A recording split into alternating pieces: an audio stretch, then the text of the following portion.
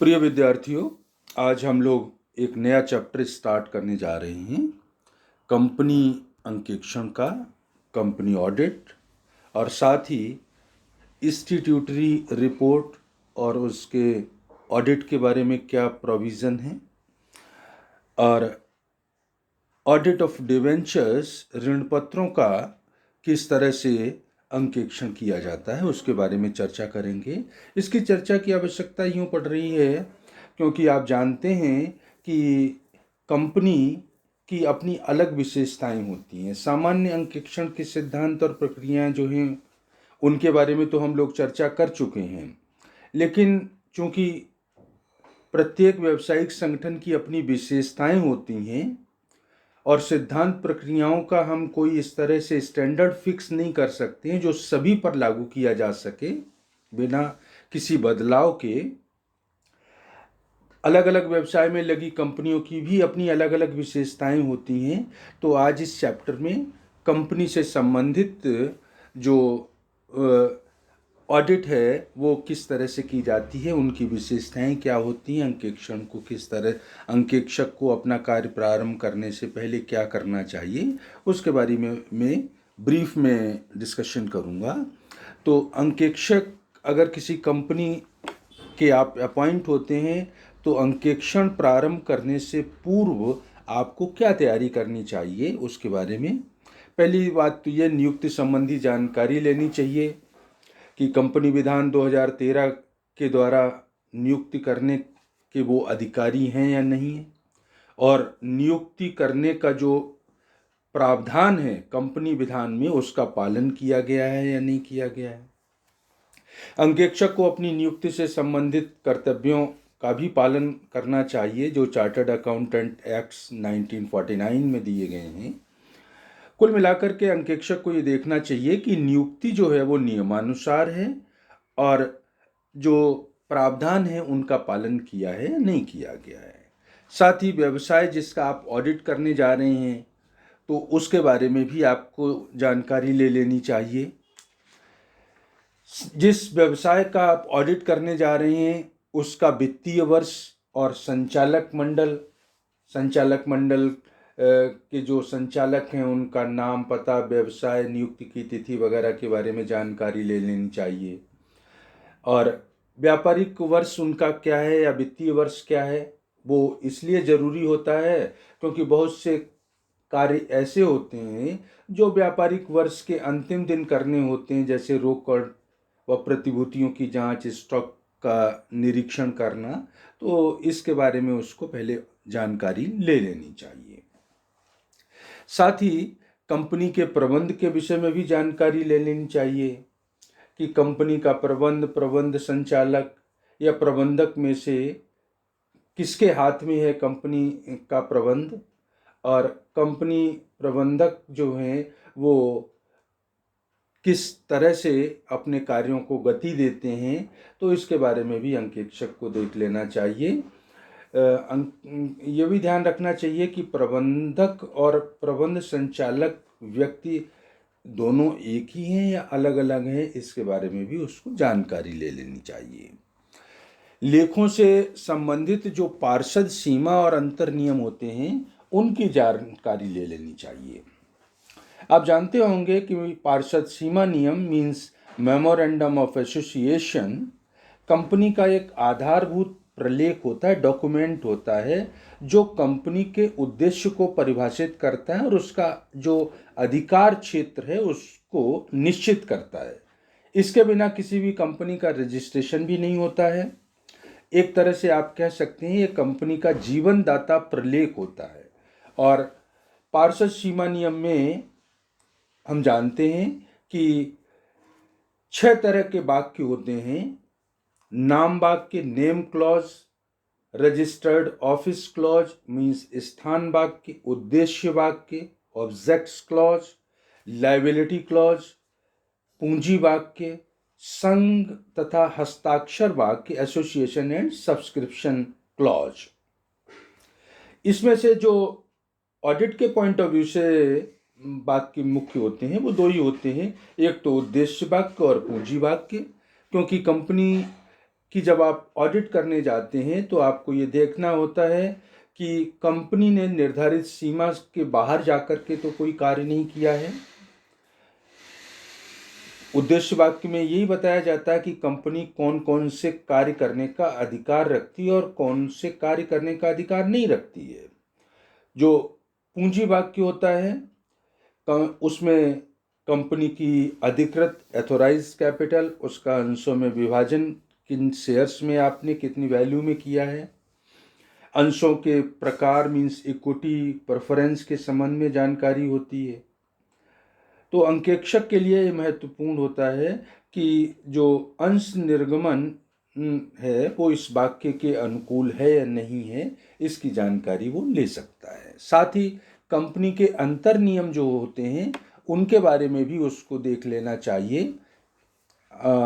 Company के जो अंतर नियम हैं उनसे ऐसे अंतर नियम से होता है जो कंपनी विधानों अथवा वर्तमान कंपनी विधान के अधीन मूल रूप से बनाया गया है तथा समय समय पर संशोधित पार्षद सीमा नियम में वर्णित उद्देश्यों की पूर्ति तथा कंपनी के आंतरिक प्रबंध को सुचारू रूप से चलाने के लिए बनाए जाते हैं।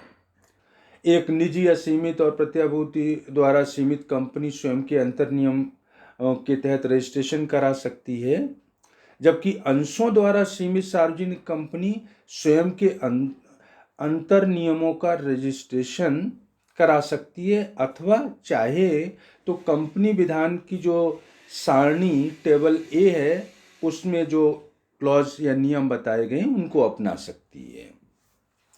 तो जैसे अंकेक्षक को जो अंतर नियम हैं उनमें वर्णित सब नियम महत्वपूर्ण होते हैं, लेकिन लेखे से संबंधित जो महत्वपूर्ण होते हैं वो अंश पूंजी के संबंध में, अंकेक्षक के संबंध में, कंपनी के प्रबंध लाभ हानि के बारे में। तो इस तरह से पार्षद सीमा नियम और अंतर नियम की भी जानकारी उसको ले लेनी चाहिए जो ऑडिट से संबंधित हैं।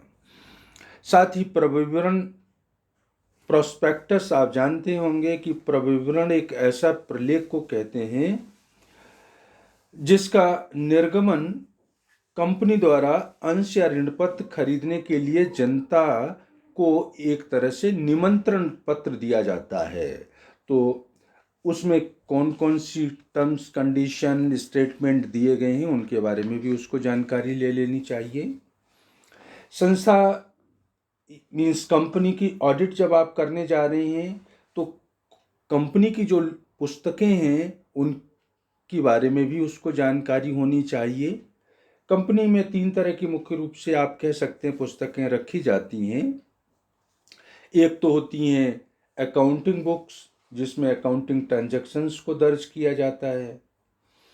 दूसरी होती हैं इंस्टीट्यूटरी मीन्स वैधानिक बुक्स, सदस्यों का रजिस्टर है, बंधक रजिस्टर, सभा की कार्यवाही वगैरह, या प्रशंविदों का रजिस्टर जिसमें संचालकों का हित है, संचालकों आदि के संबंध में रजिस्टर। तो इस तरह की जो बुक्स होती हैं वो कहलाती हैं वैधानिक पुस्तकें। कुछ पुस्तकें स्मरणार्थ पुस्तकें, मेमोरेंडम बुक्स जिनको आप बोलते हैं, किसी विधान कंपनी विधान के अनुसार रखा जाना अनिवार्य नहीं होता है इनको, लेकिन कंपनी का जो कार्य है वो सुचारू रूप से चलाने के लिए इनका रखना आवश्यक होता है।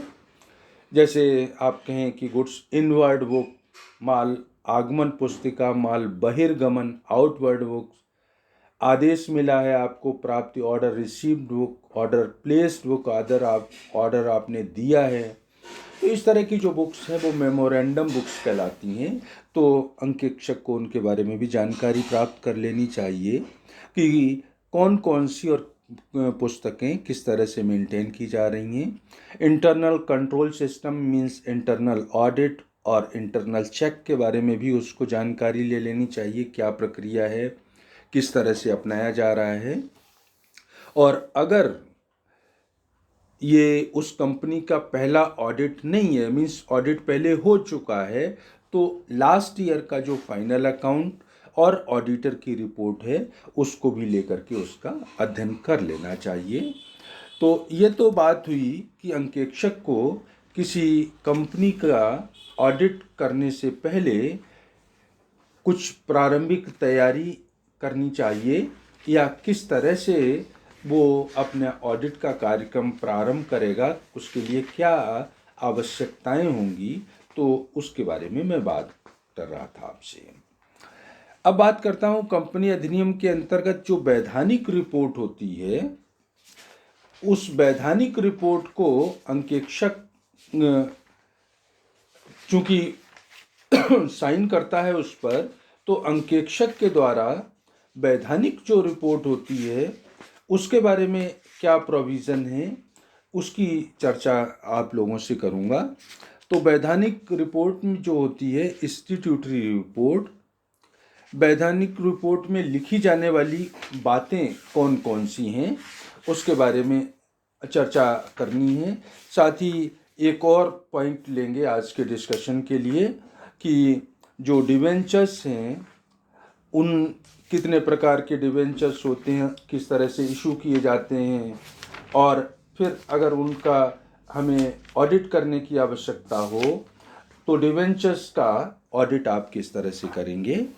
तो 2 पॉइंट मैं डिस्कस करूंगा आपसे। तो वैधानिक रिपोर्ट में आप जानते हैं कि जो अंशों द्वारा सीमित सार्वजनिक कंपनी होती है या अंश पूंजी वाली गारंटी द्वारा सीमित कंपनी के लिए ये अनिवार्य होता है कि व्यापार प्रारंभ करने का जिस दिन सर्टिफिकेट मिलता है उसकी तिथि से कम 1 माह पश्चात और अधिक से अधिक 6 माह पूर्व कंपनी के जो सदस्य हैं उनकी एक साधारण सभा बुलाए, और इस सभा को बोलते हैं अपन वैधानिक सभा, स्टैट्यूटरी मीटिंग।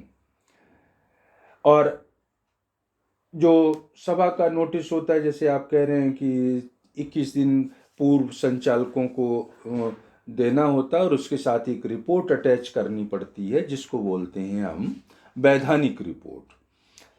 यदि ये रिपोर्ट इस समय के बाद भेजी जाए, 21 दिन पहले भेजनी होती है, तो उसे उचित रूप में भेजा गया मान लिया जाएगा, बशर्ते कि जो उपस्थित तथा मतदान करने का अधिकार रखने वाले सदस्य हैं वो इस बात के लिए एग्री हो जाएं। वैधानिक रिपोर्ट में क्या क्या बातें लिखी जानी चाहिए, तो नकद के अतिरिक्त आपने जो शेयर इशू किए, अन्य प्रतिफल के लिए कितने शेयर इशू किए हैं, कितने फुल्ली पेड अप हैं, कितने पार्टली पेड अप हैं, साथ ही जो अंश आपने निर्गमित किए हैं वो उनको कंपनी से पैसा कुल प्राप्त हुआ है या नहीं, कितना प्राप्त हुआ है, अंश व ऋण पत्रों व अन्य साधनों से कितना पैसा इशू करने से मिला है, कंपनी द्वारा जो पैसा मिला था अंशों या डिबेंचर्स को जारी करने से उसमें से कितना भुगतान के काम में ले लिया गया है, कंपनी के प्रारंभिक खर्चों की जो रकम है उसमें अंश व ऋण पत्रों की बिक्री पर दिया गया अथवा दिया जाने वाला कमीशन बट्टा जो है वो अलग से दिखाया जाना चाहिए, कंपनी के जो संचालक अंकेक्षक हैं उनके नाम, पते और व्यवसाय के संबंध में सचिव के बारे में वो सूचना होनी चाहिए, सभा की स्वीकृति के लिए प्रस्तुत किए जाने वाले अनुबंध व अनुबंध के जो संशोधन हैं उनका विवरण होना चाहिए उसमें, और उस सीमा का वर्णन होना चाहिए जिस सीमा तक अभिगोपन अंडर राइटिंग कॉन्ट्रैक्ट अगर कोई है पूरा किया गया है, और उसका विवरण भी होना चाहिए। तो इस तरह से जो बंटित अंशों की कुल संख्या है उसके बारे में कुछ चीज़ें वैधानिक रिपोर्ट में सदस्यों के सूचनार्थ लिखना आवश्यक होता है। तो एक तो ये था। दूसरा, जो वैधानिक रिपोर्ट होती है वो कम से कम 2 संचालकों द्वारा प्रमाणित की जाएगी। इन 2 में से एक प्रबंध संचालक होना चाहिए यदि कंपनी में कोई है। इसके अतिरिक्त रिपोर्ट का वो भाग जो बंटित अंशों की संख्या, उनसे प्राप्त धनराशि एवं कंपनी की प्राप्ति और भुगतान से संबंधित है वो कंपनी के अंकेक्षकों द्वारा प्रमाणित किया जाएगा, लेकिन इनको अंकेक्षक तभी प्रमाणित करेगा जबकि वो जांच के पश्चात इनकी जो सत्यता है उसके बारे में आश्वस्त हो जाए। साथ ही वैधानिक रिपोर्ट का अंकेक्षण, जो वैधानिक रिपोर्ट होती है उसका ऑडिट करने के लिए बंटित अंशों की संख्या का अंकेक्षण करना, अंशों पर प्राप्त नकद जो पैसा मिला है, नकद पैसा का मतलब रोकड़ बही से जांच कर सकते हैं, बैंक पासबुक से कर सकते हैं, बैंक द्वारा भेजी गई सूचियों और सदस्यों के रजिस्टर से कर सकते हैं। अंशों पर प्राप्त नकद के बाद फिर प्राप्ति और भुगतान के सारांश का अंकेक्षण कर सकते हैं। प्राप्ति के सारांश का अंकेक्षण तो अंश या ऋण पत्रों से प्राप्त रकम के बारे में जो पहले है उस चैप्टर हम लोगों ने डिस्कस किया था कि पैसा आता है तो किस तरह से हम उसका प्रमाणन करते हैं, तो बाउचिंग के चैप्टर में डिस्कस कर चुके हैं। इसी तरह से पेमेंट का भी वहाँ पे हम लोगों ने डिस्कस किया था कि पैसा प्राप्त और खर्च होता है तो उसके बारे में जो बाउचिंग है वो किस तरह से करना चाहिए तो उससे हम पता कर सकते हैं। इसी तरह से फिर इसके बाद उसको एक प्रमाण पत्र देना होता है और प्रमाण पत्र में ये उसको लिखना होता है कि हम वैधानिक रिपोर्ट के उस भाग को जो बंटित अंशों की संख्या, उन पर प्राप्त धनराशि तथा कंपनी की प्राप्तियों और भुगतान के सारांश से संबंधित है, सही प्रमाणित करते हैं। चार्टर्ड अकाउंटेंट इसको इस तरह से एक रिपोर्ट प्रमाण पत्र देना होता है जो वैधानिक रिपोर्ट के साथ में अटैच होता है। अब मैं बात करूंगा ऋण पत्रों के अंकेक्षण के बारे में। डिवेंचर्स या ऋण पत्र आप जानते हैं कि कंपनी के मोहर या सील के अंतर्गत ऋण की एक स्वीकृति है जिसमें ये निर्दिष्ट तिथि पर मूलधन के भुगतान तथा एक निश्चित दर से अर्धवार्षिक या वार्षिक ब्याज के भुगतान का अनुबंध होता है। इसके द्वारा कंपनी की संपत्तियों पर प्रभार भी दिया जा सकता है, मीन्स चार्ज, अथवा नहीं भी हो सकता है। कंपनी विधान 2013 की धारा 2 सबसेक्शन 30 के अनुसार ऋण पत्र, स्टॉक बॉन्ड और अन्य प्रतिभूतियां ऋण पत्र में ही शामिल होती हैं, चाहे वो कंपनी की संपत्तियों पर प्रभार उत्पन्न करें या न करें। तो ऋण पत्र कई तरह के होते हैं, पहले उनके बारे में बात कर लेता हूं।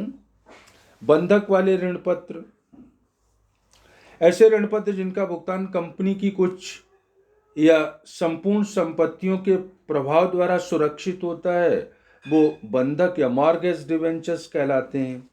और जिनके भुगतान के संबंध में कोई प्रतिभूति नहीं दी जाती है, वो नेकेड या नग्न ऋण पत्र कहलाते हैं। रजिस्टर्ड और बाहक रजिस्टर्ड ऋण पत्र उन्हें कहते हैं जिनके धारक का नाम कंपनी के ऋण पत्रों के रजिस्टर में लिखा होता है और जिनका हस्तांतरण एक ट्रांसफर डीड के द्वारा ही किया जा सकता है। और बाहक ऋण पत्र वो होते हैं जो बाहक को दे होते हैं, जिसके पास हैं, मीन्स उनका हस्तांतरण केवल सुपुर्दगी द्वारा किया जा सकता है। कन्वर्टिबल, परिवर्तनशील, उनको कहते हैं जिनको अंशों में बदलने का विकल्प दिया जाता है। ऋण की प्रतिभूति में जारी किए ऋण पत्र, ऋण की प्रतिभूति में जारी किए ऋण पत्र का मतलब कई बार कोलेटरल सिक्योरिटी के रूप में आप बैंक वगैरह से ऋण लेते हैं तो उनको प्रतिभूति के बतौर उनके पास ऋण पत्र जमा कर देते हैं। इन ऋण की प्रतिभूति के रूप में जारी किए गए ऋण पत्र इनको कहते हैं। और कंपनी अगर ऋण चुकाने में त्रुटि करती है तो ऋणदाता उस दशा में ऋण पत्रधारी बन जाता है और उसे ऋण पत्रों से संबंधित वो सभी अधिकार प्राप्त हो जाते हैं जो अन्य लोगों को प्राप्त होते हैं। ऐसे ऋण पत्रों पर कोई ब्याज नहीं दिया जाता है, लेकिन जो लोन हम लेते हैं उस पर तो ब्याज स्वाभाविक रूप से दिया जाता है। इररिडीमेबल होते हैं अशोधनीय। अशोधनीय ऋण पत्र उनको कहते हैं जिनका भुगतान कंपनी के जीवन काल में नहीं किया जाएगा और लंबी अवधि के लिए होते हैं। कंपनी का जब समापन होता है तभी उनका भुगतान होता है। First and second debenture, first debenture से मतलब वे ऋण पत्र जिनका भुगतान अन्य ऋण पत्रों की अपेक्षा प्राथमिकता के आधार पर किया जाएगा, उन्हें प्रथम ऋण पत्र कहते हैं। और द्वितीय ऋण पत्र का मतलब जिनका भुगतान प्रथम ऋण पत्रों के भुगतान के बाद किया जाएगा। तो इस तरह से ये तो हुआ ऋण पत्रों के प्रकार के बारे में। आप जानते होंगे कि ऋण पत्रों के निर्गमन के अधिकार के बारे में कि कंपनी ऋण पत्रों का निर्गमन तभी कर सकती है जब कंपनी के अंतर नियमों में ऋण पत्रों के निर्गमन की व्यवस्था है। यदि ऐसी व्यवस्था नहीं है तो सर्वप्रथम अंतर नियमों में परिवर्तन करके व्यवस्था करनी होती है। और साथ ही कंपनी 18 महीने से अधिक अवधि के बाद शोधनीय ऋण पत्रों का निर्गमन कर रही है, मीन्स 1.5 साल के बाद जिनका पेमेंट करना है उस तरह के डिवेंचर्स को निर्गमन कर रही है।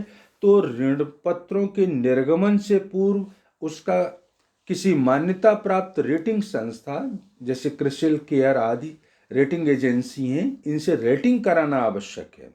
और रेटिंग का उल्लेख ऋण पत्रों के निर्गमन हेतु जारी किए गए प्रोस्पेक्टस विवरण पत्र में उल्लेख किया जाना अनिवार्य है। अब मैं बात कर रहा हूं आपसे कि अगर ऋण पत्र आपने जारी किए हैं तो उसके बारे में अंकेक्षण करने जाए तो उसको क्या चीज़ें ध्यान रखनी चाहिए। पहली बात तो यही कि उसको अंतर नियमों की जांच करके देखना चाहिए कि ऋण पत्र इशू करने का अधिकार कंपनी के पास है या नहीं है। धारा 180 और 181 जो कंपनीज एक्ट है उसमें एक प्रावधान है कि संचालक जो ऋण पत्र जारी करते हैं उनको ये देखना चाहिए कि ऋण पत्र जारी करने से पहले ऋण पत्र आपने ऋण पत्र जारी करके जो ऋण प्राप्त किया है और प्राप्त ऋण पहले का, मतलब दोनों तरह के ऋणों का अगर योग कर दें, टोटल कर दें, तो वो अगर टोटल कंपनी की प्राप्त पूंजी और फ्री रिजर्व से अधिक हो जाए, मीन्स अभी आप जो जारी कर रहे हैं और पहले का लोन दोनों का टोटल कंपनी की कैपिटल और फ्री रिजर्व से अधिक हो जाए, तो फिर वो आप डिवेंचर्स हैं उनको जारी नहीं कर सकते हैं। तो अंकेक्षक को ये भी ध्यान रखना चाहिए कि कहीं ऐसा तो नहीं है कि जो ऋण पत्र अब आप जारी कर रहे हैं जितनी मात्रा के सारे ऋण पत्रों और लोन्स को जोड़ दें तो वो कैपिटल और फ्री रिजर्व से ज़्यादा तो नहीं होने वाले हैं। साथ ही बंटन पर अगर कोई प्रतिबंध लगा रखा है, अंतर नियमों में कोई व्यवस्था है कि भाई किस तरह से अलॉटमेंट करना है, तो उनका पालन किया है या नहीं किया है। ऋण पत्र रजिस्टर की जांच करनी चाहिए।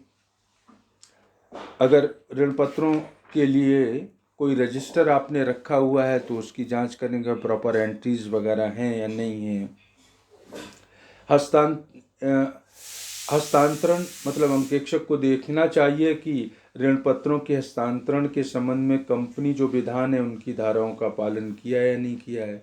प्रभारों की जांच से मतलब निर्गमन में कोई प्रभार या चार्ज उत्पन्न किया गया है तो अंकेक्षक को देखना चाहिए कि इसका विवरण प्रभारों के रजिस्टर में लिख दिया गया है तथा इस विवरण को निर्दिष्ट समय में कंपनी रजिस्ट्रार के पास भी भेज दिया गया है या नहीं भेजा गया, उसके बारे में जांच कर लेनी चाहिए। साथ ही आर्थिक पुस्तकें जो ऋण पत्रों के निर्गमन से प्रभावित होती हैं उनकी भी जांच करनी चाहिए।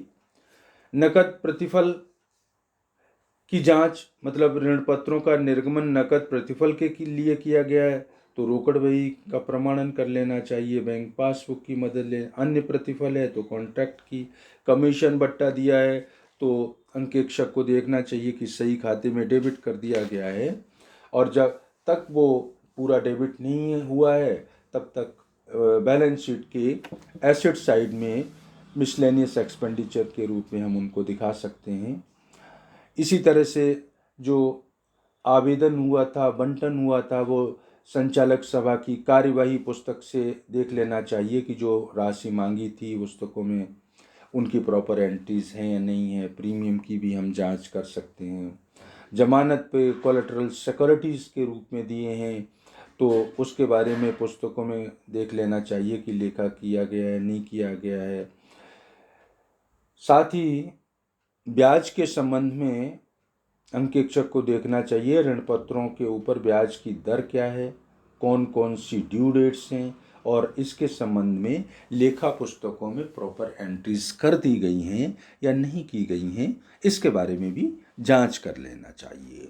तो कंपनी का ऑडिट में चूंकि कुछ अलग विशेषताएं होती हैं, तो आज मैंने थोड़ा सा 2 पॉइंट आपसे डिस्कस किए हैं। बाकी आप लोग स्टडी कर लेंगे इस चैप्टर की। तो आज के लिए इतना ही। नेक्स्ट टर्न पे फिर मैं किसी नए टॉपिक पे बात करूँगा। Thank you.